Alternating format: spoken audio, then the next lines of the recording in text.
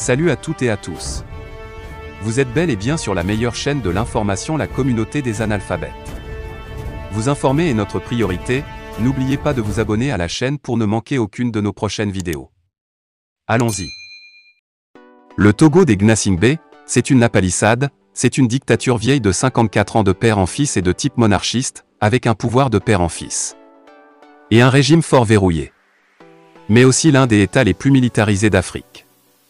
Le règne sans fin des Gnassingbé, ils le doivent à une armée, pilier du régime, qui est tout sauf républicaine et prête à tout pour garder le pouvoir dans le giron familial. Un appareil sécuritaire dont le point fort est sa cohésion sans faille ethniquement très homogène sur lequel comptait le père, mais aussi le fils, aujourd'hui.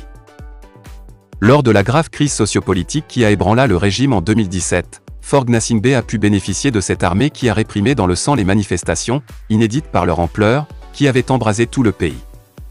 Les sécurocrates de Fort Gnassingbé qui forment un cordon étanche autour de lui, multipliaient les réunions et mettaient en garde les FAT, Forces armées togolaises, contre toute velléité séditieuse. Malgré cette homogénéité que présente l'armée et son allégeance au chef de l'État, la sérénité ne semble pas de mise au sein du régime togolais. Comme quoi on ne peut avoir confiance à 100% aux hommes en treillis qui sont parfois imprévisibles. Chaque coup d'État qui intervient dans l'espace CEDEAO entraîne des bouleversements au sein des FAT qui trahissent la nervosité et la fébrilité du pouvoir de Fort Gnassingbé. Le 18 août 2020, un coup d'État est perpétré au Mali. Le président Ibrahim Boubacar Keïta, IBK, est renversé. À Lomé, quelques jours plus tard, plusieurs nominations interviennent dans les rangs des FAT. Le général de brigade, Komlan Adjitowu, est nommé chef d'état-major particulier du président de la République, le colonel Kassawa Kolemaga prend les commandes de l'armée de terre et le colonel Tassounti Djato propulsé à la tête de l'armée de l'air. Dans la foulée, le sécurocrate en chef de Fort Gnassingbé, le général Abalo Kadanga, chef d'état-major général des FAT et bras armés du régime, est dégommé, remplacé par le général de brigade Dadja Maganawe. Le 5 septembre 2021, la Guinée à son tour est secouée par un coup d'État. Alpha Condé est capturé par les forces spéciales guinéennes.